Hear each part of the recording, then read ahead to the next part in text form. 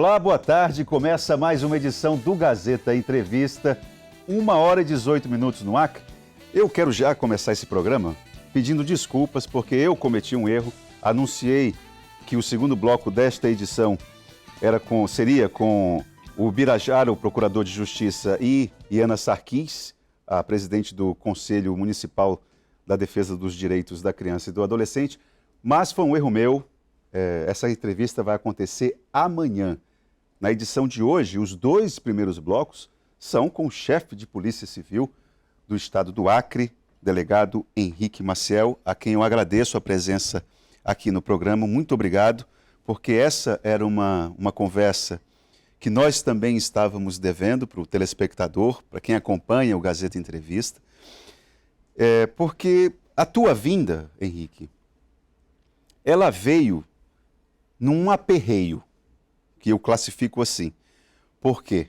Porque foi naquela mudança da reforma administrativa que, no meu entendimento, e aí eu já coloco aqui uma opinião, houve um ou dois ou três ou 5 ou 10 passos atrás no que se refere aos avanços que a Secretaria de Estado de Polícia Civil apresentou. Você certamente tem um outro entendimento. Que defesas você faria para dizer que o atual desenho é melhor do que o status de secretaria? Primeiramente, boa tarde. Tá? O que eu vejo é o seguinte, é uma questão que já foi superada. Eu acho que o novo formato da segurança pública, eu concordo com ele, no sentido de ter uma coordenação dos órgãos de segurança pública, né, feito pela Secretaria de Segurança Pública, né, hoje Secretaria de Justiça e Segurança Pública, na pessoa do secretário, o Paulo César. A Polícia Civil não perdeu a sua autonomia administrativa e nem orçamentária, né, apenas hoje nós temos essa coordenação. Então eu não vejo, né, essa perda, esse recuo tão grande, como se você falou, 10 passos atrás, não.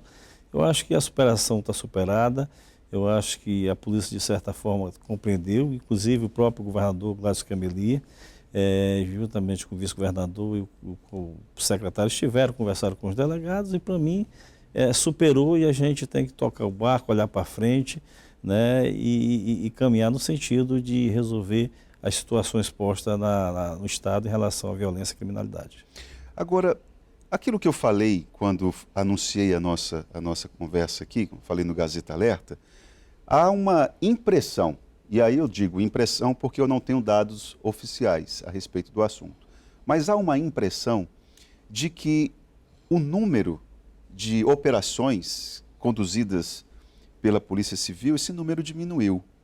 É uma impressão correta?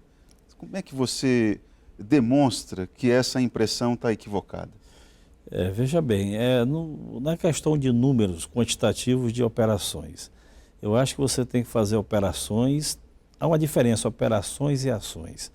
Você pode fazer grandes operações e algumas ações pontuais, e tem que ser qualitativas. Não adianta você fazer operações grandes e para demonstrar para a sociedade que você que a segurança está fazendo alguma coisa em prol dela, né? Eu acho que o que nós estamos buscando é qualificar as ações e operações. É o que nós temos feito. Mas e o resultado disso, Henrique?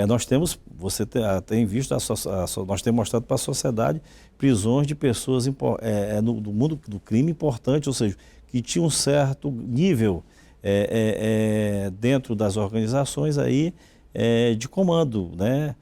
Por exemplo, ontem mesmo o colega delegado Albetânio, lá no município de Manso Lima, prendeu uma pessoa que tinha um nível de comando, de liderança. Que ele chamou de 01, né? Chamou de 01. Aqui na capital nós fizemos algumas prisões também de algumas pessoas desse nível. Então eu acho que é por aí. Não adianta a gente estar, como se diz, pegando as mulas, as pessoas que estão lá na ponta, porque nós vamos resolver o problema e vamos estar colocando mais gente dentro do presídio e superlotando o presídio e não vai resolver o problema. Acho que a gente tem que atacar com qualidade, ou seja, a investigação qualitativa de buscar essas pessoas que que tem a liderança, que tem comando, e há um passo a mais, é a questão do patrimônio, ou seja, aí na fonte onde está esse recurso para desmontar esse tipo de organizações. Tem uma pergunta aqui do Fernando Lima.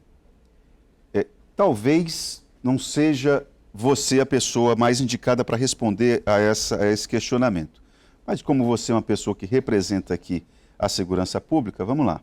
Boa tarde, me chamo Fernando Lima, quero saber por que, no momento em que chamamos a polícia, eles demoram tanto para chegar ao local da ocorrência. E, além disso, os atendentes do CIOSP ficam perguntando muito. Se for um assalto, por exemplo, o Fernando está lembrando aqui que se for um assalto, os bandidos já têm tempo de ter ido embora. Por que demora tanto e aquele protocolo todo ali na hora de fazer a denúncia, Henrique?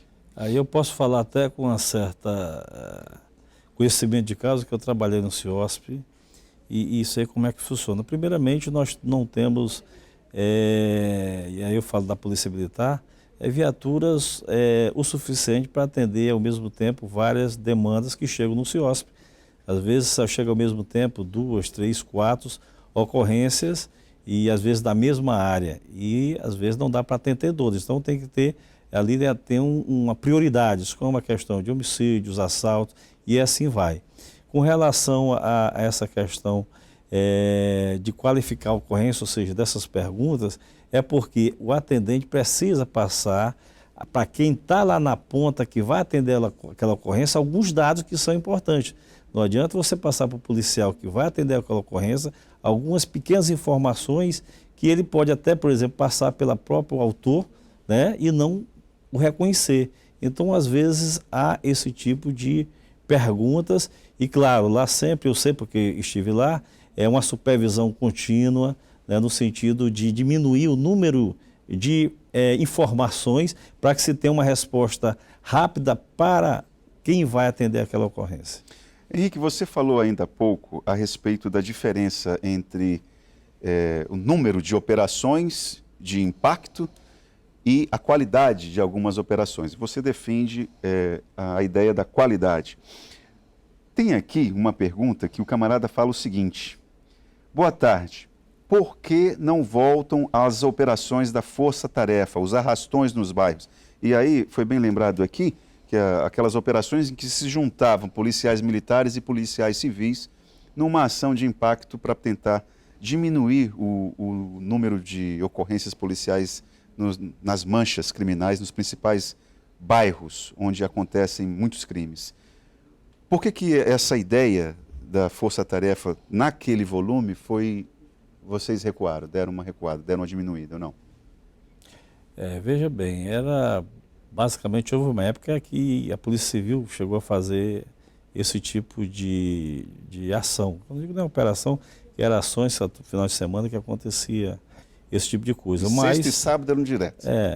Mas a própria Polícia Militar tem feito algumas operações, chama-se operação de saturação em alguns pontos, né? E claro que a gente tem conversado através do CONCISP, que é o Conselho do Gestor da Segurança Pública, não daquele formato em si, mas de algumas situações que precisamos, né, e já foi feito, recentemente já foi feito, acho que foi feito no Calafate, salvo engano, em alguns pontos foi feito esse tipo de situação, mas de um outro formato. Evidentemente que para você fazer isso durante muito tempo, todo sábado, todo domingo, isso você tem que ter um planejamento, a questão de pessoal, porque a gente também tem um serviço, o ordinário que podemos chamar, o dia a dia, e você para ter esse pessoal todos os sábados com aquele quantitativo, você tem que ter, por exemplo, recurso, mais banco de horas, alguma forma para você ter esse pessoal, além do trabalho normal, você ter esse efetivo a mais para fazer. Mas realmente ele chegou a funcionar um certo tempo, mas nós temos outro tipo de situações como essa, como foi feito pela Polícia Militar, e não está descartado em hipótese alguma de nós fazermos esse tipo de situação quando for necessário e quando todas as forças, através do CONCISP, nós se reunirmos e estarmos juntos nessa operação. Henrique, eu lembro aqui que há aproximadamente 2 meses, o bairro chamado Sapolândia, vulgarmente chamado Sapolândia, foi alvo de ações de facções criminosas. A Polícia Civil foi lá, foi uma cena que foi muito veiculada nas redes sociais, na imprensa também divulgou bastante essa imagem dos jovens entrando nos bairros, tocando o terror ali.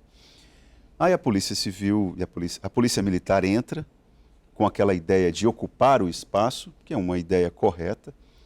O problema é, passado esse período de 2 meses, aliás, nem precisou tanto tempo, né? A nossa equipe mesmo registrou que pouco tempo depois, essa ocupação da Polícia Militar, das forças de segurança, ela já não existia mais.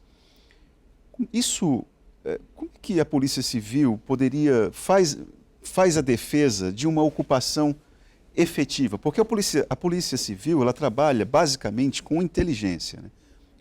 Digamos assim, que o insumo mais precioso da Polícia Civil é a investigação, é a razão de ser da Polícia Civil. Ora, não é preciso muito raciocínio para entender que uma região ocupada é bom ou é ruim para a investigação, para quem investiga? Não, há situações e situações, veja bem. Ali teria que haver uma intervenção, e foi feito por conta daquela situação ostensiva, onde se passou alguns vídeos de algumas pessoas ali em via pública, né, ou seja, portando armas e outras armas, principalmente armas, causando de uma forma assim um caos. Caos, tipo, passando a imagem também que ali era um caos. Na verdade, ali se fazia um pequeno vídeo, claro que teve vídeo de residência, mas eles mesmos faziam os vídeos, divulgavam, né, uma forma de mostrar que ali estava o caos, às vezes nem tanto. Né, e se passou essa imagem de que ali... Mas não é o que a comunidade fala, hein? Não era uma terra de ninguém. E houve aquela intervenção. E também houve por parte da Polícia Civil que é a intervenção qualitativa no sentido de identificar as pessoas para retirar daquele local. Henrique, eu vou te interromper porque o nosso tempo já acabou nesse primeiro bloco, mas nós vamos continuar falando a respeito dessa ideia de ocupação e também sobre outros problemas da gestão da segurança pública no que se refere à Polícia Civil. Nós voltamos logo após o intervalo.